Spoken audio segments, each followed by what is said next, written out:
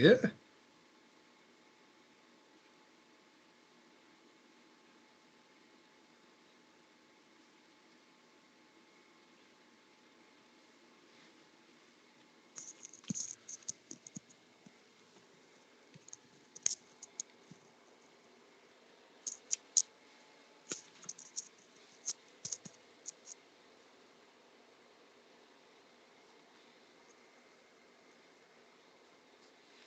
It says no audio from GT, or no audio from anyone. Actually. Uh-oh. I want cookies. It's me. It's my fault. I'm a curse. It's fine. Okay, Dana says I hear everyone but GT. We hear Jack.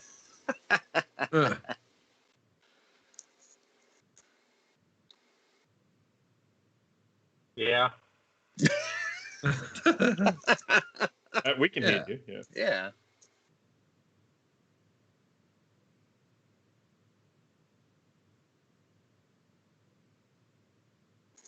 All right, so we're all working except GT, which is fine. We don't really need to hear from you anyway. So just so everyone knows, Steve is joining us a little bit later on. So that's why you're seeing a frozen picture of him. He's actually sitting right there, just really still. Wait for his face to cramp up. The video is blurry. It's not on my screen.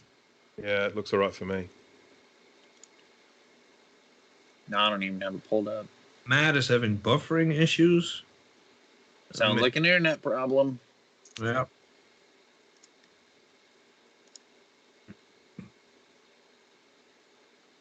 Rub it in.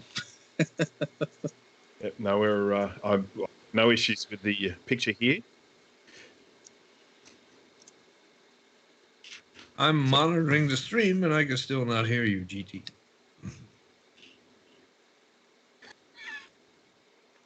Just sorting out some technical issues, folks. And for those who are having buffering issues, mine is fine, and I'm on the other side of the planet. So if you're having troubles, chances are it's something to do with your internet. So just letting you know. Valid point.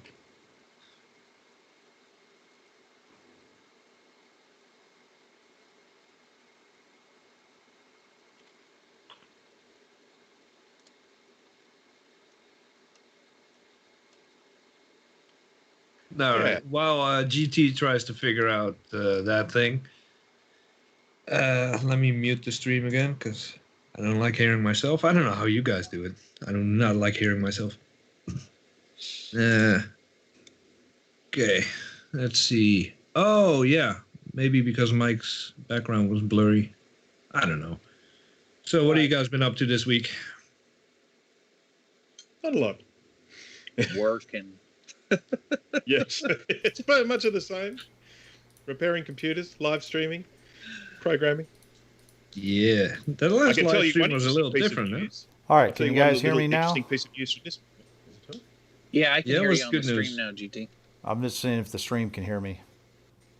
Yeah, I heard you. I had my headphones on. Yep. I heard you on the Okay. stream. Dana has confirmed that you are now being heard. Okay, figured out what it was. I was playing around with something earlier I shouldn't have been playing around with, and yeah. That's what you get. So we fixed it. All right. It's the thing with Now we can OBS. officially There's always stupid settings on OBS that you don't mess with. Don't mess with them. If you get upset, don't touch them. That's why it's called OBS. All right. So, anyways, as I was what's saying, the good news, Bruce? Oh, I was just going to mention that 21 of 22 Apple stores have reopened in Australia. So, and as a sign of, sort of lockdown starting to be relaxed over here. So people can now go in and buy their Apple stuff. they could go and touch it all, right? But why? Oh, one other thing we need to do before we go start getting on to our topics and everything is somebody's birthday is tomorrow. I wonder who that is. I don't know. Yeah, don't even know. first person that spoke up as it is. So that'd be Jay. Jay's birthday is tomorrow. Yeah. Oh, there we go. I'll be old. Yeah. I'm collecting the gray hairs to prove it. Yep. So We celebrated your birthday last year, so Yeah. man. Let's skip it this year. no, let's Nope. not skip it. Let's sing happy birthday to Jay. No, But we're we not. don't have the family coming in Let's singing not happy say we birthday. did. to Hey, Steve wanted us to sing to you. He actually texted me privately. He said, "Hey, we should Oh, sing." that's why he said I won't be there for another half hour. Has anyone ever tried to do synchronized singing over a live stream? I just hate It to is think what the latency absolutely will be like. horrible. It Yeah. is a bad experience. Yeah, the lag between everybody is especially. But the congratulations are noted. Yes. Let's leave it at that. All right. So, anyways, guys, we got a good show on tonight. We got a whole lot of topics to cover tonight, so let's go ahead and jump into it. We'll start off with the news and announcements. First thing is, actually, the only thing we got is Apple announces WWDC 20 is starting June 22nd. I believe this is going to be an online one only, if I remember them saying it right. Am I correct? What? That it's going to be online only. They're not going to do it live in person. I would assume like it they would be. normally do. I don't know. By the time all that isolation stuff is lifted, sending out invites, everybody scrambling, might be an online only thing. Yeah. I don't know. It depends. So, anybody got any ideas what they're going to release? I know they're probably going to release a new iPhone. That's probably. I was a about given. to ask you. I do not keep up on the rumors. I don't keep at up all. either. iPhone SE's already out. We're ordering some for the office. Yeah. Now, I did hear from Bob that he said that they're going The to builder. be releasing or announcing that they are going to be using the AMD processors for the MacBook Pros, the Mac Pros, and the iMacs. Yeah, that's quite a claim. Yep. I So, wouldn't mind seeing an iMac. I don't know about the MacBook though. well, I don't know. It's he was telling me that he has a MacBook Pro with a 24-core Epic processor in it. Okay. Well, I mean the cores are nice, but I've not seen since the K63 era that AMD knows how to make a mobile processor that doesn't have a lot of issues in. You probably have not been seeing the Throttling. newer processors there, Rocky. I mean, we've been talking about this, last 5 or 6 episodes. Well, I know the new Yeah. processors are great, but I'm just saying They're- they've never been good at making the software to manage it. They are kicking Intel's butt right now on processors. Well, performance, sure, but I want to see the full operating spectrum Yeah. because, oh yeah, their Semprons and their Athlons and everything else ran great in a mobile environment if you were cranking it to the ceiling. Show me that when you're using it day to day like you normally use a laptop. And the TDP is also a lot less than the Intel processors that are in it right now. Even I can see an that. i9 can't compete against these things thermal Well, wise. yeah, I could definitely see that. So I think if it's true, I mean, I have yet to see compelling proof. I mean, Bob's word is one thing, but where's the proof, Bob? Come on. It's what was I going to say? Oh, right. It's the only reason I believe it, not just because of Bob's credibility, but the throttling has been a real issue for years. Throttling is a major issue in Apple products, really. I mean, the iMac throttles, the whole laptop line throttles. Oh, yeah. The Mac Mini used to. I mean, the new 2021, not so much, because it has a bigger fan array. But I think it's plausible that they're going to switch to AMD just to get rid of the throttling. Even if they're not as fast, if they can get rid of some heat, that would be amazing. well, here's the thing: is they're going to be way faster and less heat than an Intel chip. That's the whole key to it right there. Faster and with less heat. So, I mean, when you got 24 cores with 48 threads on a mobile, on a laptop, that is like killer. Yeah, That's I'm gonna. looking forward to it. That's going to put our Mac Pros to shame that we have right now. We can't even touch those. yeah. Be the first time. Yeah. So, yeah. All right. So, let's go ahead and move on to our first subject here, our first topic. First off is the update on the Mac Yak giveaway.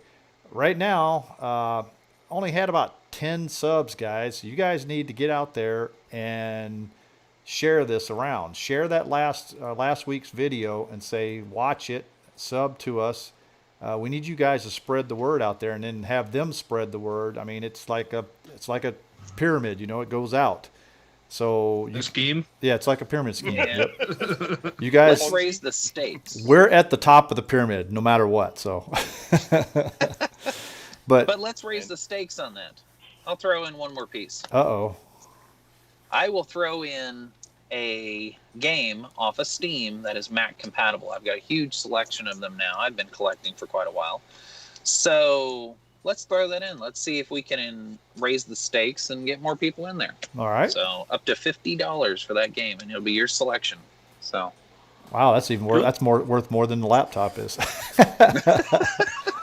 hey, what are you kidding? I'd pay $50 for the laptop. Yeah. I don't know what you're talking about. So, anyways, but there you go, guys. So there's more incentive to get on it.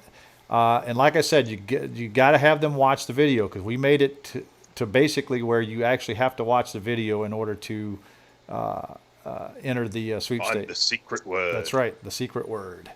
And it's something that's sitting behind Bruce. All right, so that won't go. Secret word is old ass Mac. No, that's not it. All right, okay. so guys, make sure you guys share that video, last week's video, and let's get some love over here, man. We are up to 600. I think I saw it 671 is when I checked it when we got in today. So that was about 10 subs since last week. So we need to get up to 1,000. That's our goal, 1,000 subs. All right. Now, can I just jump in very quickly and just mention something because of the technical issues we had this morning? We didn't mention it, and that is a big shout out and thank you to Ken for his mention of our show on his last show. It was greatly appreciated. So I just thought we should definitely have a shout out. Say g'day, Indeed. Ken. Yep. Indeed. We've Indeed. never officially met. Hello.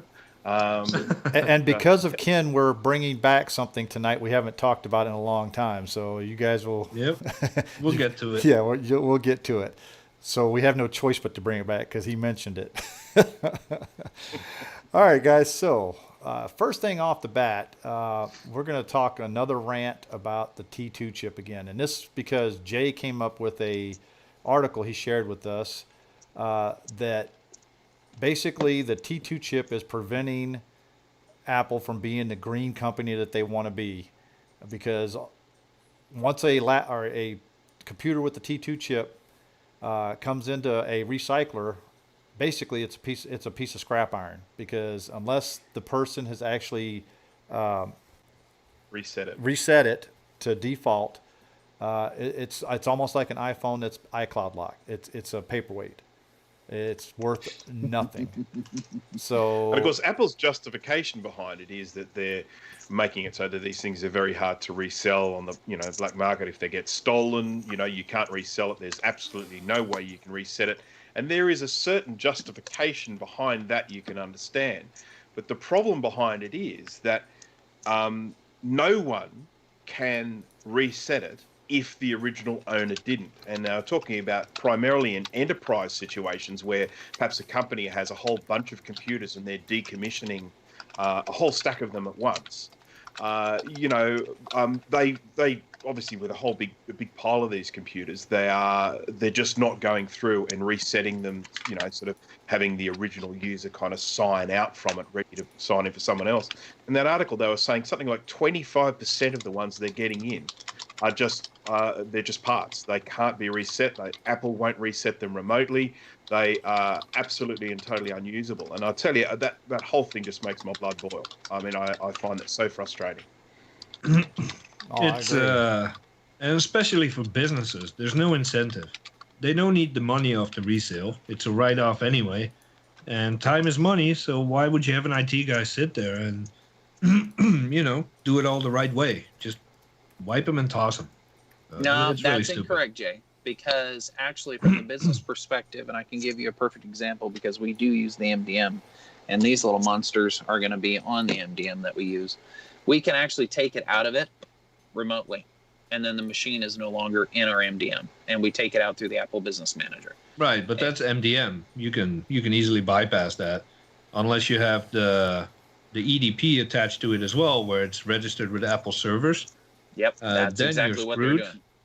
But people that don't wipe their Macs, or it's that T2 chip, like Bruce said, it has benefits, sure, but mostly it's just a pain in the ass and a huge waste. Yeah, I don't think the benefits outweigh the recyclability of it. I mean, to be honest with you, who's going to steal now I can see somebody stealing like a MacBook Pro or something like that because it's light and easy to get away with. But a Mac Pro or a desktop computer or even an iMac, you're not going to see this little Mac Mini, you will. But you're usually that's in a office that's locked most of the time, so you're not going to see that. But laptops usually are carried around. They're left places, You don't carry a Mac Mini around with you, do you?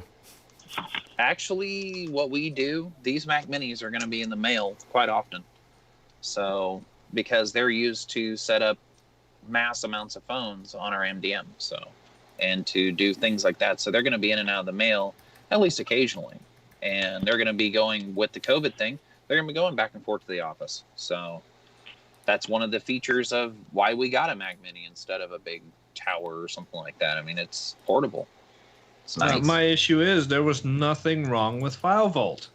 If you want encryption, enable it. There's no downside to using it, especially if you're using an SSD. There's no compute difference.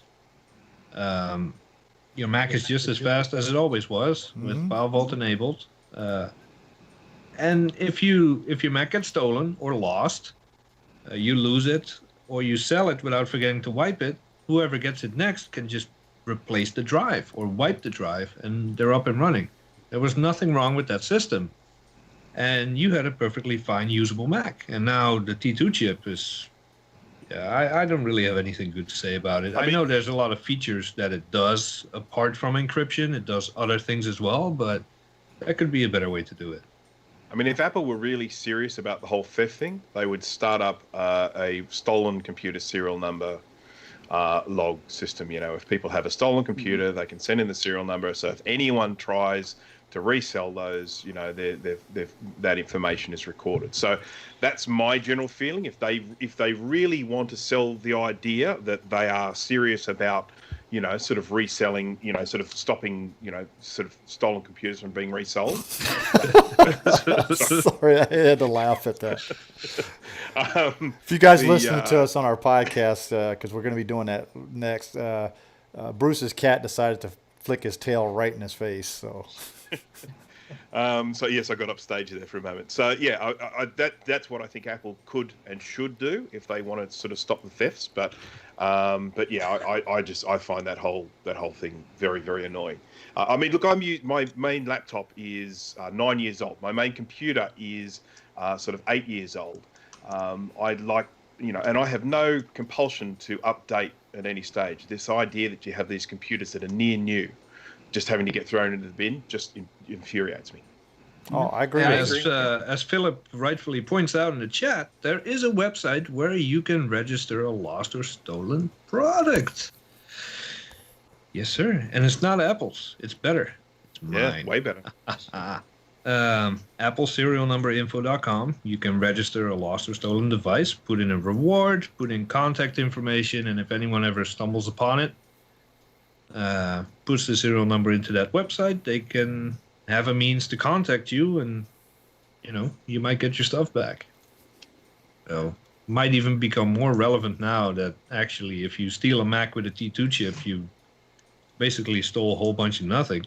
Yeah, because you're not going to get into it or do anything. I mean, right. and it's going to be a big paperweight. I disagree with that article in to the point that it doesn't have no value.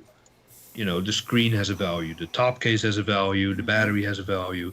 So it's not worthless. It's just not usable anymore. No, not as a Mac anymore. In fact, the thing that's not usable at all is the logic board. The logic board is pretty much worthless because it's not like you could solder a new T2 chip in it because you have to have the programming that Apple does for it.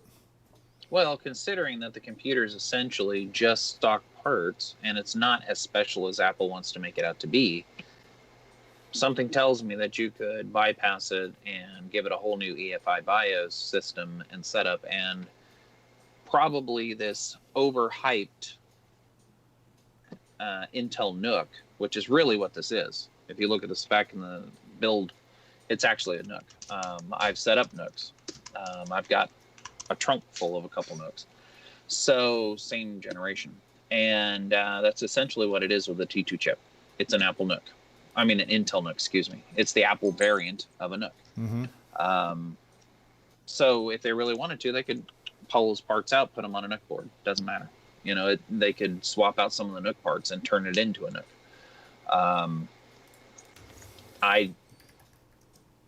It's not going to prevent them. And in this case, I think this is where Microsoft may have a slight win over Apple, in the regard that I like the ability to iCloud lock my phone if it gets stolen or lost.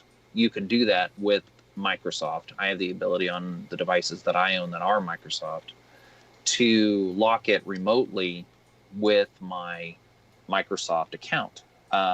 You can do that with your Apple account on Apple devices. However, yes, T2 does make it bricked, that's essentially what they were kind of doing prior to T2. But not as intense as T2 does it. So they didn't really need to go to the full extent that they're doing now. I agree that it is a waste. They are going a little overkill. But I also see the benefit to doing it, especially working in an environment where if this little bad boy goes lost, I want to make sure it's a brick as much as I can and try to get it back. Well, and again, that's the reason why Jay was just saying the file encryption works just as good. I mean, you don't want anybody getting the data. It's not about the encryption, though. I understand that. Yeah, you don't want them to get the data, but you also don't want them to make money. You want to try to reduce their ability to make money off of it as much as possible and make it as little enticing as you possibly can. But here's the thing, though, and this is the one thing I disagree with Apple the most. If, for instance, the iCloud lock was a good thing and a bad thing. Okay, the good thing is that, yes, it deters thieves, because basically if they steal a iPhone that's iCloud locked, it's worthless pretty much to them. It's a brick. However, if some user brings an iPhone and just tosses it into a bin to recycle, and they don't turn off Find My iPhone, then guess what? Apple will not do it and will not take it off of there no matter what. Okay? That is false. Only to individuals and only to little businesses that aren't attached to them. Nope. You can do that. Verizon and other companies, when you return those phones, nobody takes their iAccount off that phone. And you know what? This company phone of mine, you're talking about. I wiped it. Hold on, Now Rocky. has You're MDM talking on it. about a company phone. Okay, that's a lot different when the user returns a company phone to a company because they own the phone. They can prove to Apple that they own it. That's the whole thing. Yeah. Is you have to have a receipt proving that you bought that device before Apple will unlock it. That is what Apple does. Yes. That's what I'm talking about. That's why your example is not really valid in that sense, because your company owns the phone, so they have proof that they own it. I'm not just saying that, but also in the fact that I could take my personal phone, I could go into a Verizon store, sell it to them, never take any of my stuff off of it, and it would be iCloud lock. I could lock it, and Verizon can unlock it, turn around, clean it up, and resell it. No, they can't. Yes, they can. No, they cannot. Yes, they can. I know for a fact they can. No, they cannot. I can take my iPhone right now, and I can use the Apple configurator and RMDM, and I can actually convert my iPhone without ever unlocking it and taking it off my iCloud account, and it will turn into a phone linked to my company, and it will null and void the iCloud lock. That's probably because you're that using. That would be a major security and privacy. That's why I'm saying, Rocky, it's the way Apple has said it. They will not do it. period. Apple won't, but there's ways around No. it, and I can prove it. Yeah, if you there's want me ways to. around it. Yes, if you're going to pay a lot of money to do it, because I've seen that on, a lot of hackers have done it already. It can be, thwarted. However, it's very expensive and very hard to do. Yeah, but I'm telling you right now, I have examples and proof because I work with that right now. Yeah. You can do it. If you're a big company, if you've got connections into Apple the right way, what you're saying is void. So these recyclers and things that are doing it the right way, these people that are getting it through companies like Verizon, companies like ours, we have validation ways to prove ownership without even having to take it and give it Again, to I'm Apple. just saying, you just proved my point. There, you have ownership because the company can prove ownership. If you cannot prove ownership, Apple will not unlock the phone. But we don't have to ask Apple for permission to unlock Yes, these you do, things. because guess where the activation lock comes from? It's not the company. The activation lock is on Apple's Telling you servers. right now. Is on Apple's I know, servers. and I'm telling you right now, I could run the Apple configurator tool and I could push our phone, my personal phone right here, the one that I own. It belongs to me. It's registered to me. It is set up with Apple, with me. It's my phone. I have 100% ownership, and I have proof bill of sale. I own this But phone. that I could configurator, literally okay, take it. let me ask you something. That configurator also has all the company info in it too, correct? But hold on, are we talking about you installing an MDM profile and cooperating with this process, or you taking my phone and doing that to my phone? Yeah, Because if you Yes. want to do that whole thing to my phone, it ain't happening. exactly. That's what I'm trying to without tell me And you. I will prove cooperating. you wrong because I could do that with my phone without cooperating. Just take the phone No, as it okay. is right now. It Take is your linked. It personal is phone, linked. not It the locks. company Yes. issued phone, not That's the what I'm company saying. issued I'm phone. talking No. to you Not on to my go on company too phone. long, but Next- I am next looking week forward to we- that proof. We want a live demo next I want a week. live Yes, demo of that. absolutely. All right. Yeah, I will do it. I don't believe it Now, until I see I don't it. want to lose all my data on my phone, so this is going to suck. But You issued the You challenge. issued the challenge because yeah. so what am I going to get after I prove you all wrong? You can keep one of those Mac Minis. Yeah. Yeah, I wish they belong to the company. So All right, guys, we're Well, gonna move on here's to what our, you do. You steal someone's phone, Yeah. and if you can fix it, you get a phone. Yeah. I'm stealing somebody's phone, but nice try. If don't you can wanna make go it to yours, jail. you get a phone. I tell you what, Rocky, I got a challenge for you then, because All right. I actually have this phone right here is iCloud locked. All right. I will send it to you. If you unlock it and send it back, then that will prove it. All right. All right. Challenge is set. And it's not, to be clear, it's not your iPhone lock. You got this from a recycler. This is You have no idea whose phone it is. hold on, somebody is stop calling me. Who on earth? Don't they know what time it No, I'm sitting there hitting the do not answer button. No. But anyways, yes, this phone is locked. Okay, I changed the battery in it because the guy that brought it to me when I was I'm working at Best Buy, he brought it to me. He was going to recycle, so I took it from because it's a very good condition iPhone 5s. Okay, but the battery was completely dead, so I swapped the battery out, and now it does power on, so it does work. Okay, but it's a brick right now because guess what? I can't get past the activation lock because it is iCloud locked. So my challenge is I will mail this to you, okay, with prepaid postage back, and I You want don't have to prepay the postage back. I'll send it back to you. No big deal. but I want to see it unlocked because Live. yeah, I want to see it live on camera because if this is one, if All you right. can unlock this one, then I will believe you. Okay. Okay. I'm not talking I about your accept the phone challenge. because I know that No, you're. I'm- Yeah. I'm saying that phone. I will do it. Okay. Yeah. Send it to me. I'm up for the challenge. And if it doesn't work the way that I've had it work, then you will prove me wrong. So Matt texted it must be on Mac Yak, so you have to do it on Mac Yak. I will do it live on camera if you want me to. That's fine. I'll do it on an episode. So yeah, I want to see that happen. So that's my challenge to you. All right. Hey, I'm up for it. So 100%. let's go ahead and move on here. I think we might have to do topic 5 next because Steve wanted to be around for topic 4, Well, didn't he? we're doing topic Well, 1 then that he I should be missed. here. I missed topic 1, so we're going back to that one, Okay. which was Apple announces a new 13-inch MacBook Pro this past week.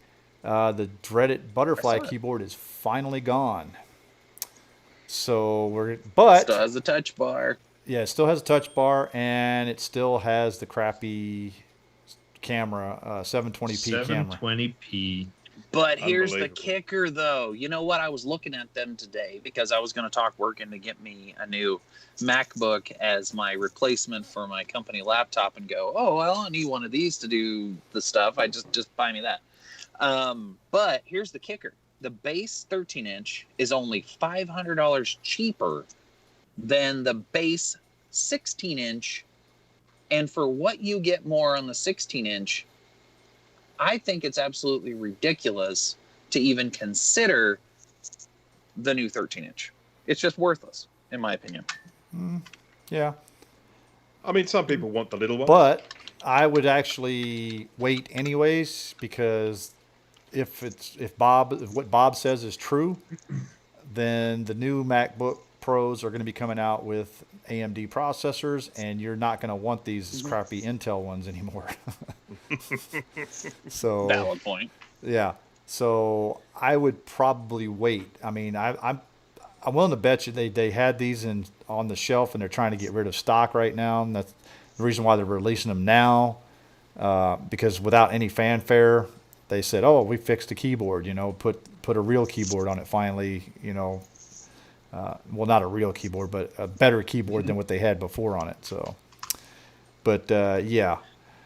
But like you said, the 720p camera. So one of the questions we have in our notes here is, how do we feel about the cameras in Apple products over the years? Have they gotten better? Have they gotten worse? Yes. I've been using Apple iSight since the external one. I forgot. That was 2001, 2002 when that came out. And at the time, it was great because the video conferencing I did was 160 by 120 pixels anyway. So you can tell that it sucked because it was way smaller than the VGA resolution it pushed out. It really did suck in low light conditions. I needed a studio type light panel setup just to be seen at night. And then I had a MacBook Pro. Very grainy camera. I didn't particularly like it. The cameras, the FaceTime cameras, not the rear cameras, the FaceTime cameras in the phones have historically all sucked. And the first time I saw an iSight camera that made me think, wow, that is awesome, is a few weeks ago when I saw an iMac Pro, and it has a gorgeous FaceTime camera. I don't know if it's 720p. If it is, they definitely tweaked the optics and the sensor to make it look really good. But no, I've always gone with external webcams. Even when I had the iSight, I switched to a Philips webcam pretty quickly. I used the iSight as a microphone because they've just never done cameras right, whether it's the quick take or a FaceTime camera. So. Well, I mean, so is it a space issue or a cost-cutting measure? I mean, it's the thinness, because if you ever look at the MacBook Pros, the thinness of the screen, you only got so much space to work with where the iSight camera is. So, and then with the newer ones with the thinner bezels and stuff like that, you have even less space there. So the cameras can only be so thick, So I think that's the problem. I think it's a space issue. They just can't really put a full-fledged camera. I mean, if you look at the iPhones, okay, they have the little bulge out in the back of them now because of how good the camera systems are on them. And you look at the iPhone 11, it's got an even bigger bulge than the previous model because the cameras have to be thicker in order to put the optics in that they want to put in there, and also the amount of pixels that you want to put in the camera as well has to be, plus the focal length and all that stuff, has to work. But if you look at a MacBook Pro, the screen is so thin, I don't think you can really put that very well good of optics. I think it's half the thickness of an iPhone. Yeah, it's not even half. I think it's 1/4 the thickness of an iPhone. Especially the air that it's. But how long are people going to put up with it? That's I the mean, question. I've been isn't saying it? that for years, but you know, Well, Now, if you say Yeah. it's half, you have to think the iPhone also half of that is the actual screen and digitizer. Literally, if you ever. but where the crack one camera is actually, well, in the newer iPhones, yes, you're right, because the screen and digitizer actually cover up that spot. But yeah, the camera, and then you I have mean, a it's not that motherboard thick, and the camera, and then you have a lens. but it's not that thick. But the older iPhones that like for instance, this one, this 5S, you know, where up here where the camera is on this side, you know, you could fill it all the way to the front with camera optics. So it was that thick. You know, that's the reason They why never there's did, no though. bump. That's not what they did. They didn't fill it all the way. I've opened up those fives. It's still the same thing. The digitizer and everything, the whole screen on that actually goes the entire distance of the Well, top. not actually the 5S, because when I open up this one, it actually doesn't go that far. It actually Don't you does. guys start again? Yeah, it does leave a little space up here. So, but Yeah, see, I don't remember that when I opened my daughter's, but there's Steve. Hey! it's a Steve. Don't you start again. Listen to Bruce. Don't you start again. it's a Stevie Oops. Meatball. Wrong one. There we go. And Steve forgot to turn the light on. No, it's dark in here, and that's why I like it. He's in a bat cave. Oh, different side of the basement. No, It is same Batman. side. Just if Oh. I turn the light on, you'll all be blinded. So see, Ah. the tubes are right up there. But Then you can't see the mess. anyways, Yeah, exactly. See? as far as Mic cameras on. go on Mac stuff, I mean, the worst camera I ever seen was probably on the iPhone 3G. Oh, Was a well, crappy that didn't camera. have a No, FaceTime the worst camera. is on No. the original one. What are you talking about? Well, yeah, true. Fixed lens? I mean, come on. Well, it's funny because on the 3G, Yeah, but that's no different than any other phone then.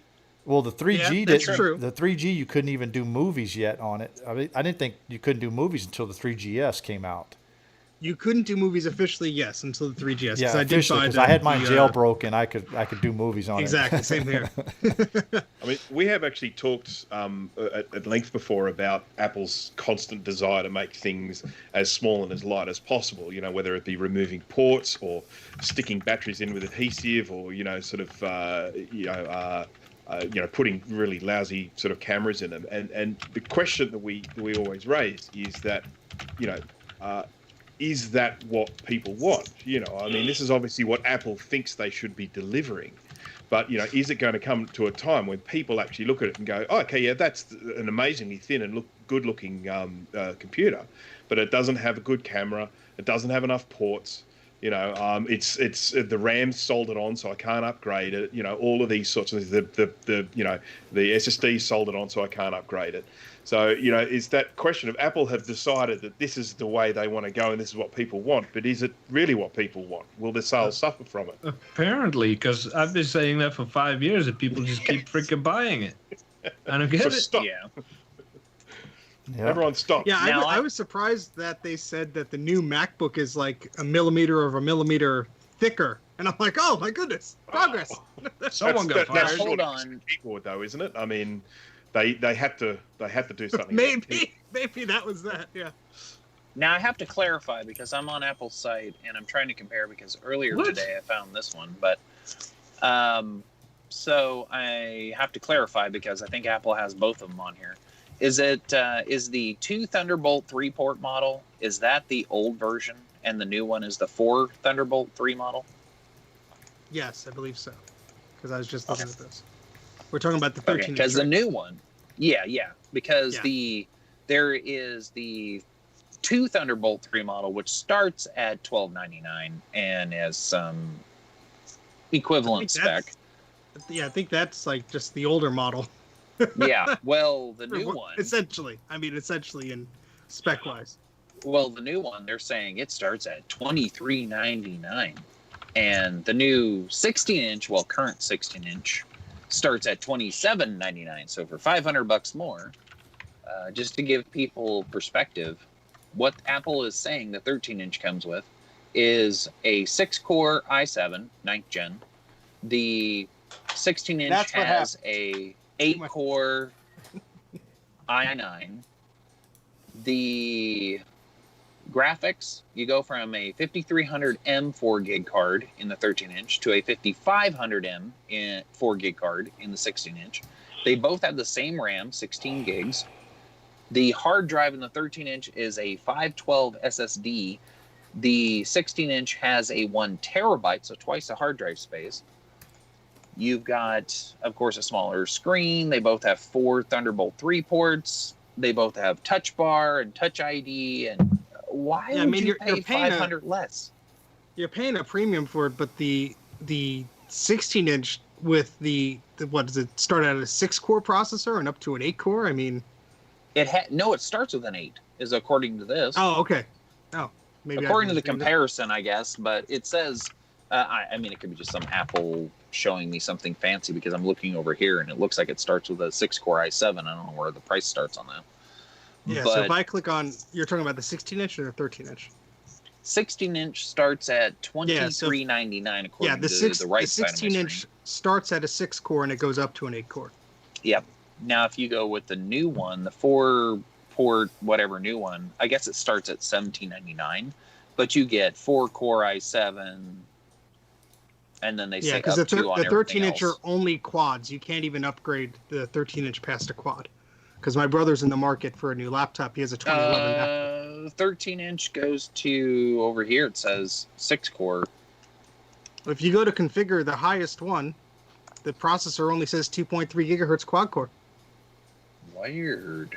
Okay. So that's the deal breaker Weird. I mean, I'm not buying anything, but I'm not buying an $1,800 quad core MacBook. Yeah. You know how many 12-core Mac Pros I could buy for that money? Exactly. Right. And you could cook sandwiches and toast and eggs on it too. I mean, yep. Multi-purpose. I like your way of thinking. Yeah. Yeah, see, you bake a chocolate cake even on it or in it. Hey, for $999, I can get a Retina MacBook Air, and it has Touch ID. I'm okay with that, and no Touch Bar. I know what I'm getting, and I can get it with an i7. I don't even know what topics we're talking about, so I'm just going with the flow. We're talking about the new 13-inch MacBook Pro. I'm not sure what we're talking about either. I kind of lost track. Well, all right, guys. So I'm glad I'm not the the only one. topic was cameras in Apple products. Oh, yeah, that's right. FaceTime cameras. Here's us and here's the mark. Way off. Yeah. But My that's fault. what we do. I blame myself. that's what we do. We digress. See, Rocky, you disappear for a while and then it all goes to crap. Yeah, I know exactly. All right, so Yeah, but a 720p camera these days is ridiculous. Yeah. There. But you missed the fact that, and I haven't mentioned it yet, so anybody that's watching, I'm gonna unbox these live on Discord. 2020 Mac Mini. cool. All right, I'm looking forward to it, actually. So we're going to go ahead and move on to our next topic. I think Steve wanted to be here for this one, so it's a good thing he got here on time, or at 8:30. So talking about Apple's HomeKit automation. I don't know a lot about this, so I'm going to throw this over to you, Steve. Sure. So one thing that prompted me to this. So in 2014, I got a home automation light bulb kit, and they were the silly ones that Jeff Goldblum did a commercial for, and it was very cheesy commercial. It was intentionally cheesy, but it was hilarious. And it was called Wink, and it was basically this little home automation hub, and it basically had a bunch of antennas in it, and it connected to compatible light bulbs and stuff like that. So the whole idea is you turn your lights on and off, you set a schedule, you could have door alarms, garage door openers, all this other stuff you could get. But I just started with the light bulbs. And that company Wink all of a sudden decided, oh, by the way, next week, you know how our tagline was no fees ever? Yeah, we're changing that. It's going to be $5 a month, and if you don't upgrade all your stuff, none of your devices will work anymore. They gave people 7 days notice. 7 days. That they were going to do that. And so even if you were someone that decided you want to completely and totally change your technology, you're not going to be able to do that in a week's time. Nope. So you're going to be forced into this ransom subscription in order to keep your stuff going. It hasn't been met well. People think this could well be the beginning of the end for Wink. So, I mean, that's essentially like everyone's like, oh, it's going to be a class action lawsuit. And you know what?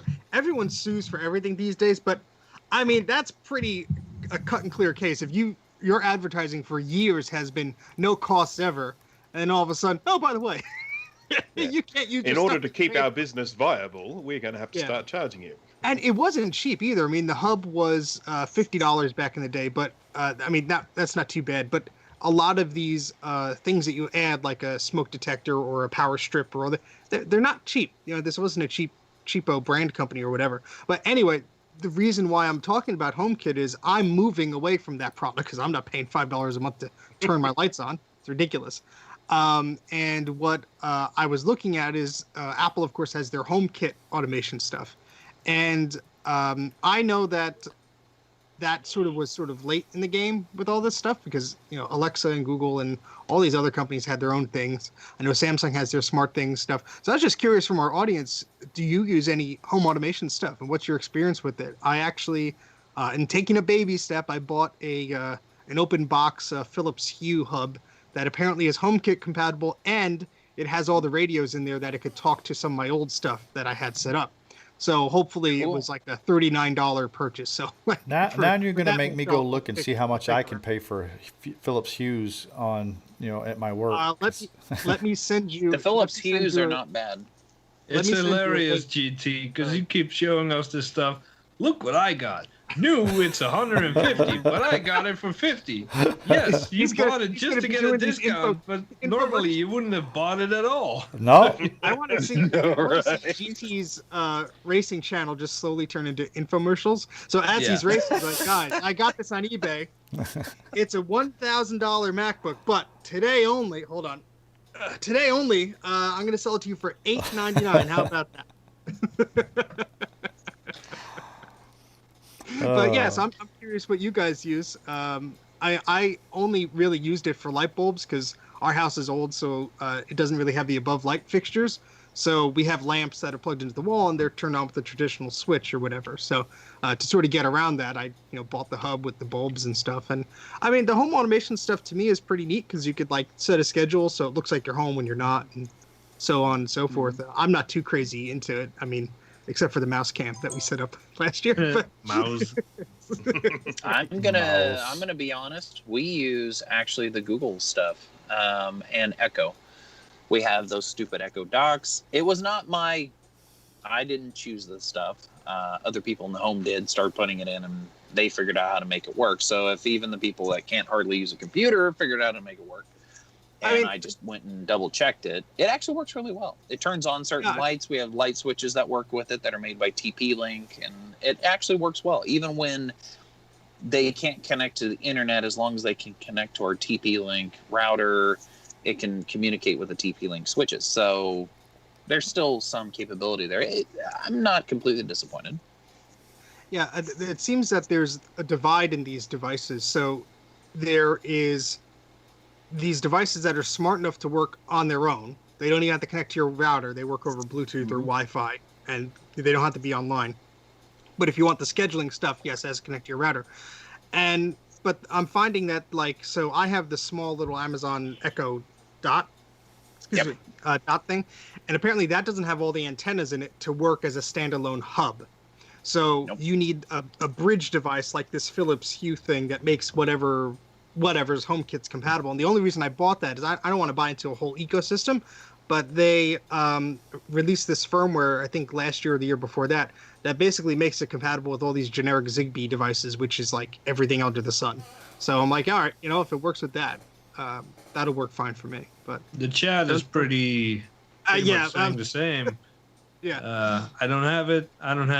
0, 0. Don't have it. 0. Yeah. And I can't help out either because all I have is a Nest thermostat, which I'm ditching as soon as I find a good deal on the Ecobee because Google owns them now. So I've got a few TP-Link switches, just like the ones that just you can use to switch lights on and off with a schedule. They're you can plug them into whatever you want, and then they just connect to your local internet, and you can control them with a little bit of software, like an iPhone app called Casa. I have the same one. Yep. Yeah, look, it's fine for me. I mean, I can do a lot more with that than I am currently doing. So, I've been happy with those. Yeah, I want to set one up. I got one of those. I see Dan in the chat saying those Wemo outlets. I forget what brand I have, but they're basically like a little plug like this, and you plug it into an outlet and it has Bluetooth or whatever, and you can turn them on and off. So what I want to do is I want to rig up all these lights above me and plug them into that, because these are all plugged into one outlet anyway. And then when I say, oh, let's turn on the basement lights or whatever, they all go on. So I'm not going around pulling the chain. So that might be nice. I would Dan recommend says, the I TP use links. Wemo. Yeah, that was the one I was just mentioning. Yeah. Okay. I'm not. I don't remember if we tried the Wemos. We've tried a few different of those auto switchers, and there are some that are just garbage. And honestly, I've been the happiest with the ones that are made by TP-Link. They work really well. I mean, it seems that the cheapo ones work fine. I'm just, now this whole they Wink work thing fine sort of for like opened my 6 eyes. months, and then Well, I mean, especially now with this whole Wink thing, like you realize some of these services, if the internet needs to be on in order for you to do it, or if they could just work via Bluetooth, they're usually fine. But like this whole company deciding, oh, by the way, you're gonna have to pay for it now. If you're knee deep in these switches and all of a sudden they do that, it's gonna be expensive for you to change. So well, and you wonder about something like my little sister and her husband use their whole house is almost completely Ring. I mean, they got the stupid little colored light Ring thing for their managing their house, and I look at that and I go, okay, you're the kind of people that take electrical tape and cover up your cameras on every stupid device you own.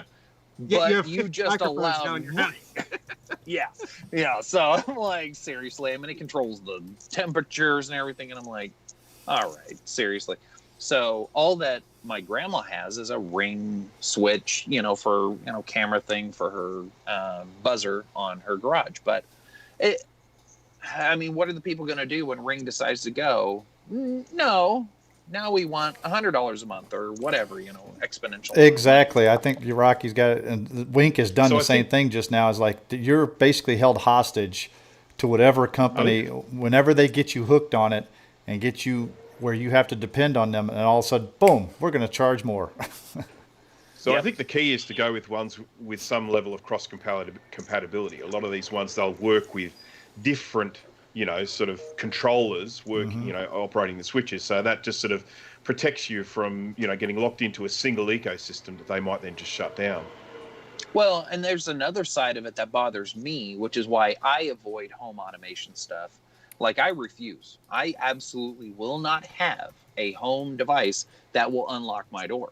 I don't care who makes I'm it not or gonna what. I go will that not far. do that. But, No thanks. yeah, and none of my vital, important lights, I won't do those either. But the thing is, I want something that if I shut my internet off, if I go on my device, my internet controlling devices, and I tell it this device cannot connect to the internet anymore, it's going to still control all my automated systems, and it never has to touch the internet. It doesn't have to be in that danger zone, because at some point, even if that device is still relevant, whatever, it can still connect to the mothership. At some point, it's not going to be upgraded anymore. It's not going to be secure anymore. And somebody could man in the middle it or do whatever and violate that device and the security of it. So I don't want it touching the internet. All of a sudden it becomes a Windows XP machine. I always used to joke because when I first got the stupid thing, none of the lights worked anyway. And one of my coworkers was like, aren't you worried about people turning on the lights? And I'm like, I can't get the stupid things to turn on when I need them to. So if they can go ahead and try. If they get it to work, I'll be happy. Why not go old school? I use actual timers in my house. You set the little ring with the dip switches. Tick, tick, tick, tick, click. Light goes on. I used to have that set up. And like I said, mine is a very limited application. I have like 1 or 2 lights that were using it. At one point at the old house where we were renting, I couldn't install any fixtures. So every room was a lamp with a pole on it. So I had those lights everywhere, and I'd leave the light switch on and I just control it from my phone.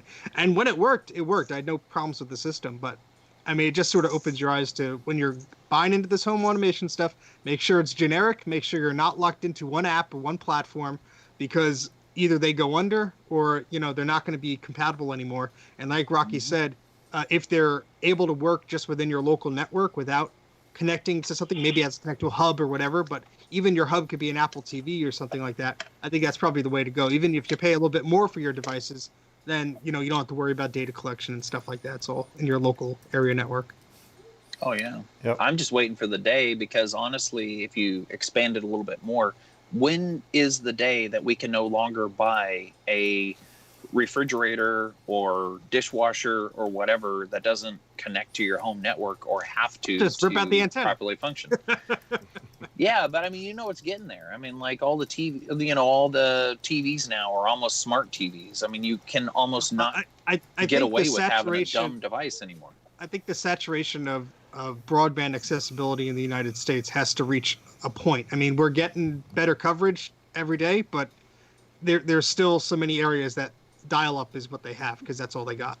So, until that's a thing, I think it's going to be a hard sell to say, well, you need to plug your dishwasher into the internet. Well, explain to me why, and I'll tell you why I don't have to. Right? I'll be buying stuff from the 1950s. Unless you're at coming that to point. put my dishes in for me, I'm not giving you a cent. Yep. Right? All right, guys, are we ready to move on to our next topic here? I believe so. All right. You said that in a very annoyed tone, Greg. No, I did not. Yeah. We're supposed to be an back hour on, and a so half we're show. gonna I just think we're going to destroy hit time. 2 hours tonight, no matter what we do. So I I'll think, talk real fast. yeah. It's my fault. No. Next topic is transferring files between old and new Macs. I know I've done this a lot, especially an old Mac such as the oldest Macintosh, which would be the 512 or even the 128. 128. Those are the hardest ones to transfer to because basically, especially the 128, because that only had an 800K floppy. So that one Nope, is 400. or 400K. I'm sorry, 400. you're right. 400. And I think the 512 had an 800, right? If I'm not mistaken. 512K did. Yeah. So the original 512K was a 400, but then there was a 512KE that had an 800. Yeah. So. So even those two computers right there, trying to transfer files from a newer computer to that computer is a big pain. So how do we do that? Yep. So I'm sure Mike will chime in too. Yeah. But I think we'll both be the experts on it. Exactly. I was just busting to get started on this one. Well, you go first, Bruce, please. There was actually just something in the sort of in the notes there that caught my attention, and that was the resource fork. Now, I'm not sure. Are you happy for me to talk about that, or is that something you had? No, please do. Please do. As excited as you are, Bruce, this is all you, buddy. I'm just sitting back. So obviously, in the very early days of computers, one of the things that the Mac had to its advantage over like Windows computers or even DOS computers was the lack of a file extension. The way a file would be identified on a PC would be via its .exe or .doc. That was the way it was identified. One of the great things about the Mac was the fact that it didn't have an extension. Your files were identified differently, and they were identified via a thing called a resource fork. So you had a data fork, which contained the data, and then the resource fork, which contained information such as the type and creator of that file. It was just a little 4-character code for each one of those. And now what that meant is that you could have the file on the computer, you double click on it, and it launched into the correct application because it knew what it was from that resource fork. Now, once we transitioned from OS 9 to OS 10, when you copy a file with a resource fork from one location to another, OS 10 doesn't copy that resource fork. It only copies the data fork part of it. And so once you've then taken that to its new location, you might then put it into your computer. All of a sudden, the vintage Mac has no idea what sort of file it is because there's no resource fork identifier. Now, if we're talking about just a data file, such as a Word document or something like that, there are tools available like ResEdit, and there's even some tools specifically designed for editing the resource fork or changing the type and creator. You can just open them up, put in the new type and creator, and then double click on it and away you go. But it's a little bit more difficult with things like applications because applications stored a lot more data in the resource fork. They would store, icons and, sort of pop-up windows and various things that are used for the operation of that application. So if you get an application and you copy it across on a modern Mac and strip the resource fork, you're not going to be able to launch that application at all. It's actually got parts missing that won't allow you to start it up. So obviously the moral to the story is, well, how do I retain that resource fork? And you basically do that by encoding the file in some way before you copy it across. So that would be either by using Stuffit, a compression. So you compress all the file, and then that, it doesn't matter if it then gets stripped of its resource fork. You can then just open into Stuffit Expander, and everything's stored inside that archive. Or you can use something like bin hex. Bin hex, again, it changes from a binary encoding into a hexadecimal encoding. And one of the kind of cool things about that is that it's quite quick. If you're working on an old computer and you've got a file that's been compressed and you go to expand it, sometimes you can be sitting there for hours because those old computers are so old. Whereas bin hex is, although it doesn't compress the file, it sometimes even makes them a little bit bigger. But sort of you don't end up with that huge weight to de-encode it back into binary. And in actual fact, FTP clients like Fetch, if you download a bin hexed file, it will actually decode it during the download process. So that's all sort of done for you. Or obviously using, the other option is to use things like disk images, so that when you actually have the whole thing as a toast or a disk image, that you can then bring onto the old Mac and open it up and everything's been retained. So that's the whole resource fork. Did I miss anything, Steve? No, but I did find something interesting though, because I thought, I could just take an IMG file. It's kind of like a toast file. I could put that on FTP and I'll be okay. And it didn't like it, so I had to stuff it up there. But what sort of caused this was, I was on some of these Facebook groups, and some guy posted something about I can't copy this over. It's not working correctly or whatever. And it was, one of the problems was the resource fork. The other problem was the USB drive he was using to transfer stuff was not macOS formatted. So even if the resource fork was intact on the file that he got it from, it wouldn't be once he put it on the volume. But I'm sure we've all sort of been there. But yeah, so what sort of this topic was, I didn't want to go too deep dive into that stuff because we'll be here all night.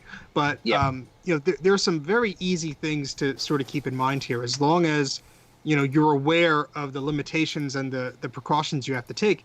And that's the big thing, because a lot of people getting into this stuff, they don't remember having to do it back in the day, so they're not going to think about that.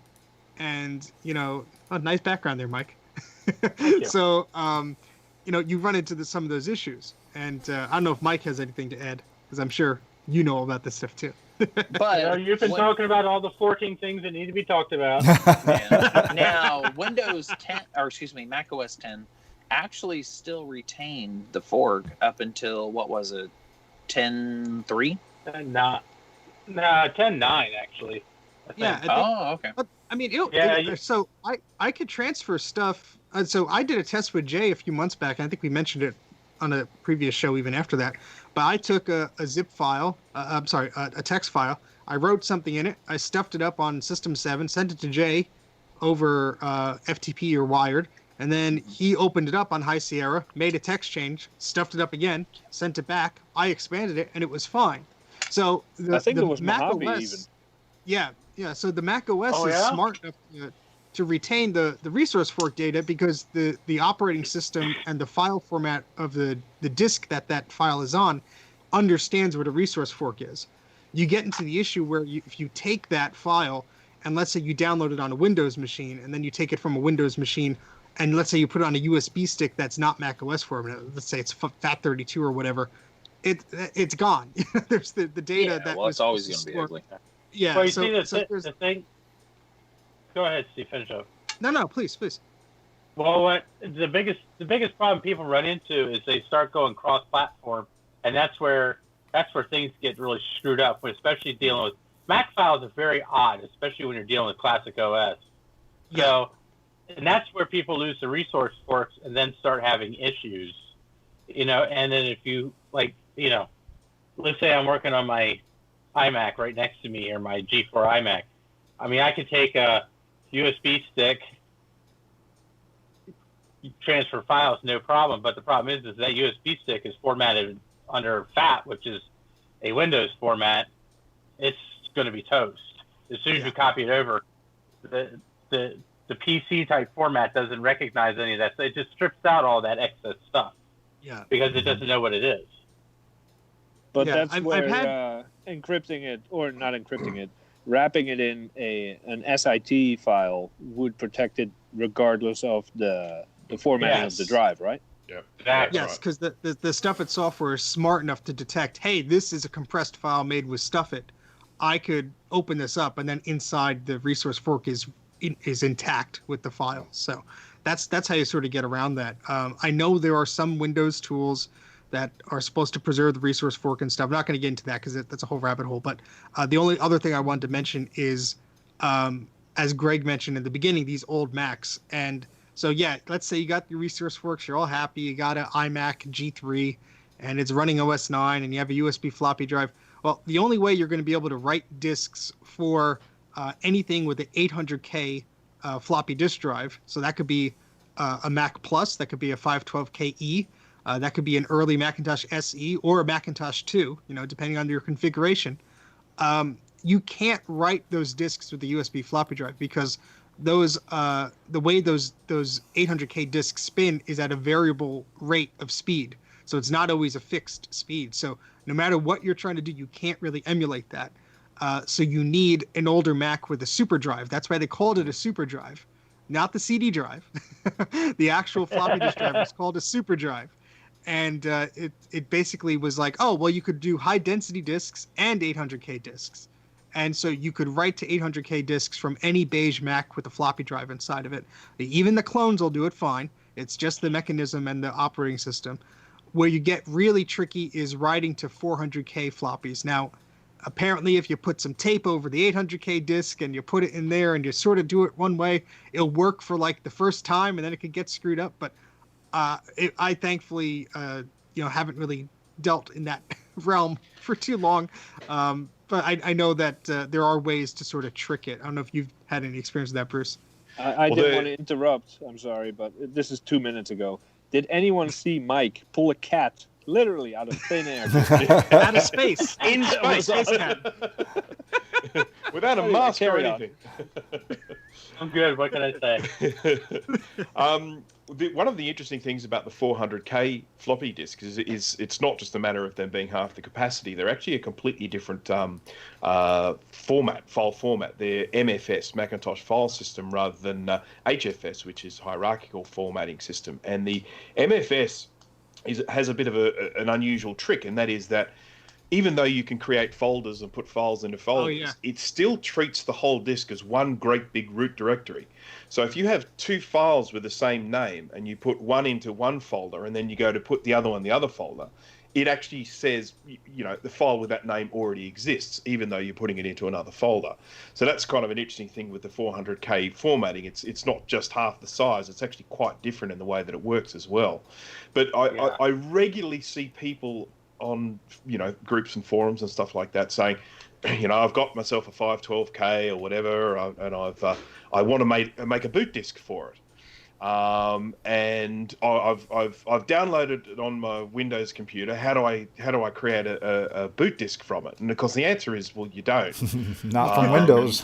yeah, that's right. If you've got like a floppy EMU or something like that, which I highly recommend if anyone is working with a 128K, 512K, 512K E or a Plus, I think the floppy EMU is a great thing. And obviously Lisa and Apple and all that as well. They're a really handy tool to have because, you can sort of essentially get hard drive capability from these old Macs that didn't have a hard drive. But if you're trying to create a boot disk on one of those old Macs, you really need to have a transitional Mac in order to make it. Yeah, and that's a great point because even if you're trying to go, let's say you get a floppy EMU, or let's say you get the SCSI to SD adapter is probably a better example. You can't even write to an HFS file system if you have Leopard or higher. I'm sorry, something higher than Leopard, 10.5, because they just stripped out the support in Snow Leopard. You can't even write to. You could read the disk, but that doesn't help you if you're trying to put files on it. So you could sort of get around that with the SCSI 2SD version 6. It's smart enough to sort of mount that through the USB port, I think. No matter what is your OS, but these are all things just to consider. And you know what? If you're getting into this stuff, be prepared to spend some money because these vintage things, they look desirable and they look tempting, but you got to recap it, you got to replace the battery, and then you gotta buy old storage medium that hasn't been produced in 30 years, and then you have to somehow get your data on and off of it. So good luck. And You'll also, never buy just one. After the Yes. test I did with Steve, I wrote an article about it. I put the link in the chat about 10 minutes ago. There's also a great write-up on Macintosh Garden. He has a way more comprehensive write-up than I do. But a question: is the mere handling of vintage files on a Mac with Catalina, is that enough to destroy it, or it's all about the transmission of it? I've never handled vintage files in anything higher than High Sierra personally, but I don't think it would cause a problem because it understands the Macintosh HFS files or whatever. Like if you put in an old, let's say you're using a USB floppy disk drive. I don't even know if Catalina still supports this, but theoretically, let's say you put in a USB disk in a HFS format, it'll read it, and since it can't write to it, it can't do any damage to it because it's physically incapable of writing to that format. You know what? I'm going to have to test that then, because I do have Catalina on here. I do have a USB floppy, external floppy drive that I can test that theory on and see if it will format and see. Yeah, because I mean, if it can't write to it, you can't mess it up. Yeah. I'm going to test it with Mojave right now. Prove Steve wrong. Yeah, so I mean that's all I wanted to talk about. There's a lot of obviously people getting into this. I have to But dig for out anyone handling those old files, I highly recommend having Stuffit on your system. Stuffit Expander has been discontinued as of a few months ago, but you can use something like I instantly forgot the name. The Unarchiver can still open it, and really, I didn't know that. Yeah. Yeah. But the question is will Stuffit still run on create- Catalina, or is it 32-bit only? Well, they 32-bit only did from my not understanding. discontinue Stuffit destinations, so you can still create the SID files. Okay. Yeah, that's the important part. Opening up, you have a variety of third parties, but yeah, to compress it, they were kind of proprietary in that fashion. And there's other programs that can handle zip files too. I mean, you don't have to use stuff in Expander exclusively. Yeah, in the beginning, it's like a zip. Yeah, in the beginning, back in the early days, in the late '80s and early '90s, you did. But nowadays, it's like a zip file. There's multiple programs that'll handle a zip file. You just have to be careful because not all of those programs will compress it to a format of SIT that is old enough to be read, because there's SIT-X and there's all these other compressions that more efficient and stuff. You may go into the preferences, just select the oldest of the oldest, and you're good. All right, guys. So let's go ahead and move on to our next topic of the evening. Yeah, I took that silence as that we were done. So A whole 1 second. it was actually more than that. But still. Anyways, guys, these are the kind of topics we can go on about for hours. yes, we could go on for hours, but there's a lot of good topics we got on tonight. I want to try to get everything in tonight because this is some good stuff to talk about. Go ahead. Okay. 7-zip never did. Yeah. Yeah.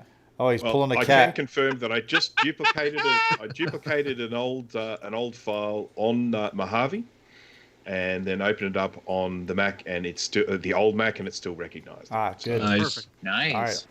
So the next one is group and forum etiquette. We want to find out the right and wrong way to behave when you're using an enthusiast groups. Now, a lot of us use these groups on Facebook. We have groups I had to be here. all over the place. There's forums all over.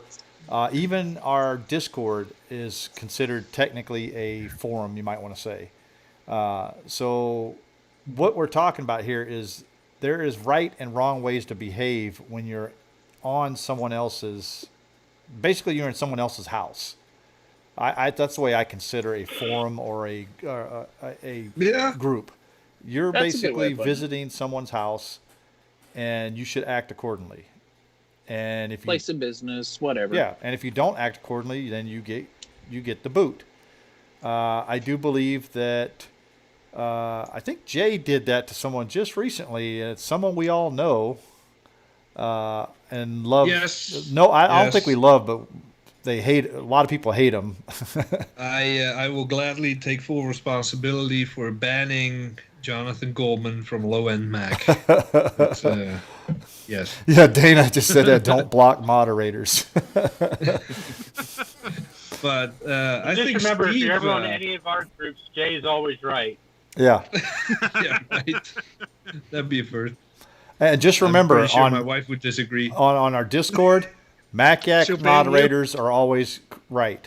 Don't argue But with us. I think Steve has a good recent example of how not to act like a I'm not going to complete name nuisance. specifics. I'm not going to name specifics, but I will omit some details as I recall this, Jay, if you want. Sure. So, there was an event I attended that was a free event that you could attend via video calls, and it was it's a retro tech type thing, and it was all well and good. It was fun, and I enjoyed it, but there wasn't really an advertised age limit, and we got a little 15-year-old kid joining. And look, I don't care personally. Like, if you're going to be well behaved and you're not going to be, a pain in anybody's rear, hey, you could join. That's fine. But there's proper social etiquette that is not really in tuned in these kids at that age, of course. And you got as much energy as kids do. They want to talk and they want to just converse, but they don't understand that when they're being rude or when they're overstaying their welcome or when they're going on too long, like I'm going on like now. And it just was like painfully apparent during this conference. You had like 50 people there and everyone's like, going on about a topic. And I will give the kid credit. 90% of the time they were very well behaved, but that 10% I had to take my headphones off, and I'm just like, ooh, this is the shrill is strong with this one, because it was just very intense. And I think that that was it was just like me nitpicking, because I don't think many people minded, because they probably had kids of their own. They're probably more immune to it than I am. But I think that it just goes back to you're part of a community, and especially when it's something audio visual related, where if I'm on a chat with you guys, I'm going to wear headphones. I'm going to have a microphone that I know how to mute. I'm going to try and reduce background noise. I'm not going to show my ass as much as I do during my live stream. Proper etiquette. And, I think that, sort of helps. But on the online world, it's crazy, because you have technology just available to anybody, really. And nobody reads the terms of service anymore. Parents will just give iPads to kids, be like, "Here, leave me alone for 5 minutes." Yeah. And that's this individual was probably one of those, like, "You bothering me? Go over there." Go bother these strangers online. Yeah, yeah. Steve, you mentioned that too, and I had a similar experience, and I hate to mention it, over on the Computer Clan's Discord, on the what do you call it? The Patreon level chat. I mean, there's a Patreon. He has a Patreon channel that you can go in there and talk. It's called a VIP channel. And I even texted Ken. I said, "What is going on here?" I'm like, "It sounds like you just opened up a nursery here, And he was telling me, yeah, he doesn't get it, but he was thinking about making like a 18 and up channel only, stuff like that. But there's times and a place when you need to act correctly. And to be honest with you, a lot of these kids just come online, and like Steve just said, they don't have any guidance on to how to act, so they just do whatever they want. I mean, there are two problems here, and sort of one of them I see is anonymity. I mean, when people are on these chats, you can't see their face. You can't. They can often hide behind a nickname or something like that. And I think that the problem is that there's probably a level of power behind that anonymity. I can type whatever I want here, and no one's going to know, that it's me. It's not going to come back on me because no one knows who I am, and that I think sometimes encourages some pretty bad behaviour. It's the same as the way some people behave terribly when they're behind the wheel of a car because they're in their little cocoon. I mean, there's this sort of power in that anonymity. You know what they call those? Is that why you like race? Is that where you like racing, Greg? No, because racing we actually use our real names. You have to use your real name on there. But Bruce, they call those people keyboard warriors. Yeah, yes, yeah. And I mean, the thing is that with any forum, with any sort of sort of online forum or group or whatever, live chat, whatever it is, never ever say anything you wouldn't be prepared to say to someone face to face. People can go in and they can write all this, really bad stuff. They would never actually stand in front of someone and say that to them. And I think it's a really good rule to keep in mind is that, if you aren't prepared to say that to someone face to face, don't type it. Yeah. Mm-hmm. A lot of Another people thing, just don't have that common sense, unfortunately. And this is all ages. If there's a conversation going on, and this is more affecting Discord and live chats and stuff than it is Facebook, even though it happens there as well. If there's a conversation going on where you have replies and comments going about a certain topic, don't just jump in there and say, "Hey, I bought an iPhone," while we're talking about a Macintosh Portable or something. We don't care. Not at that time. If you want to share about your new iPhone or whatever your topic may be, that's cool. Just wait till the conversation is over or start a conversation in another channel or in your own post and talk about it. Don't just bring up a friend or something. Yeah. It happens all the time. We're talking somewhere and, deep discussion about whatever, the 2020 Mac Mini. And we've been going on about that, 5 of us, for the last 20 minutes, and suddenly someone is like, I can't get my iMac open. It's like, dude, and just keeps going on and on about it. Not the time, not the place. But can you help me? wait Can you help me? Do it somewhere else. Well, it's actually this just brought me on to another one of my real pet peeves, and this people obviously ask for technical advice in a lot of these forums, which is great. That's what they're there for. People are discovering whatever they're doing. And they one of the things that absolutely drives me bonkers is when someone jumps on and says, "Hi, I'm trying to get so and so to work, and I keep getting this, blah blah blah blah, whatever." They describe the problem. Can anyone help? And the first reply comes back, "Why would you want to do that?" That is not helpful. Not the freaking point. That is every. Do you understand the question? Every time I've tried to troubleshoot like a Linux problem or a Raspberry Pi problem or whatever, and look, the people who love Linux and Unix and those operating systems, hey, more power to you. That's something I will never fully grasp. But when I'm posting a question, there's a very specific reason why I'm asking. Hey, I'm trying to do this because of this, blah. Now, I understand some people why they would be like, well, why are you trying to do that? They may be like, oh, well, there's a better way. Why are you doing it that way? But they should say that. They should say, you mentioned it. It sounds like you're trying to do X, Y, and Z. Are you aware that you may be able to do this?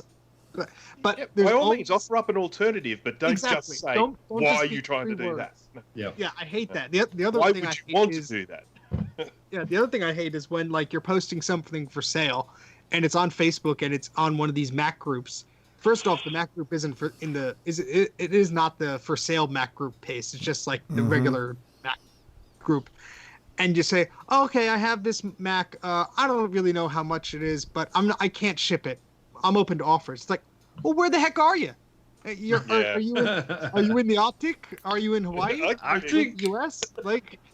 Give us a hint here. I can't click on your Facebook profile because everything is so locked down that most of the time you can't even see what state somebody's from. Yeah, I go looking for clues. Okay, you went to this school. Where is that school located? And I feel like I'm like Sherlock Holmes, trying to find, is this guy anywhere close to me? Can I jump on this deal? Oh, this guy's in Alaska. I'm not paying for shipping.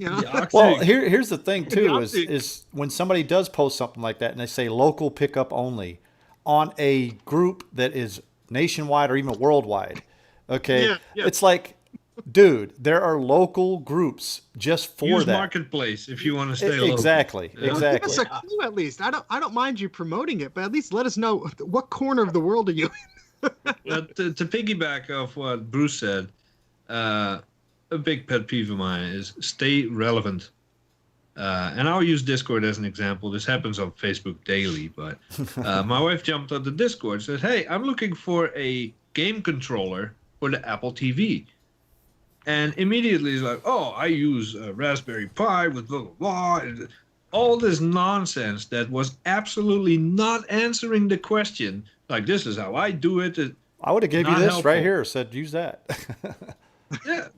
So stay on topic. If you want to show off how you do it, or start another post. If you have a better suggestion, say, "Hey, here's an Xbox, whatever the hell that was, but here's another alternative." But stay on topic. I agree with you. Yeah, usually the reason why you're asking that question is there's a reason behind it. But Yeah, one last and- thing, I just want to jump in here quickly. I just remembered when you're trying to sell stuff, and people always, can you deliver it? No, I said no delivery. Blah blah blah. The best one I ever got, and you guys will love this. I was selling a piece of furniture, wasn't asking a lot for it, just wanted it out of my house. I put the measurements of the furniture, how wide it is, how deep it is, how tall it is. Somebody asks, "Will it fit in X brand of my car?" How the hell am I supposed to know? You're the This one is with the not car. Amazon. Yeah. Yeah. And I said I put the measurements in the post. Like, they responded, "I don't know if it'll fit." I said, "Well, good luck with that." you don't have a measuring tape and you're going to pick up furniture, then you got a lot of other problems going on. Yeah, and we know that this is not necessarily Mac or Apple related, but it improves life for all of us if we Yes. kind of stick to these basics. So basically, just watch. Think. This is the rule everyone should think about when they're posting in a forum or something. Here's like an example. Rudy just comes in the chat. "I got 7K. This is not the topic, dude." Just straight out of nowhere. Yeah. See, that's There what we we're go. talking about. Are we gonna have to put Grudy in timeout? Oh, he's bad. But anyways, one of the things you should remember is just before you hit that post button, reread what you actually wrote and think about it before you hit the send button, because once you hit that send button, it's out there. I don't care if you go and delete it or not, it's out there. Somebody's going to archive it. Sarcasm doesn't translate well. Yeah. You should ask yourself before you hit post, am I putting in all the relevant information I have at this point in time? I see this a lot in some of the groups. "Oh, I got an Apple III. What's wrong with it?" Post a picture. 20 comments below.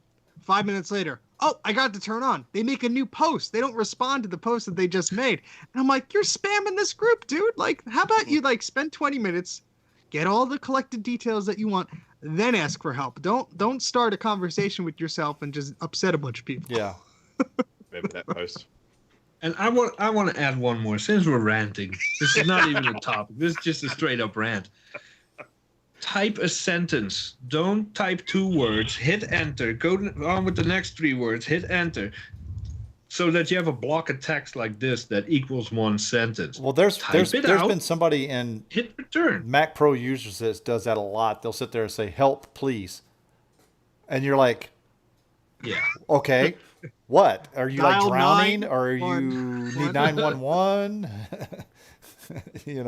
So Or the people that'll type a block of text like this, and there'll be 80, 90 lines of text, and there's no returns. Wait, hold on. That's Grudy right there. He dictates everything. No punctuation, nothing. I will. They're all doing it in the chat right now. We shouldn't have said anything at all. All right, where's that ban button? See, that will get you instantly banned from whatever group I moderate or Discord. Actually, on Discord, there's a box that will stop it. Oh! People are getting stung. Greg doesn't mess around. nope.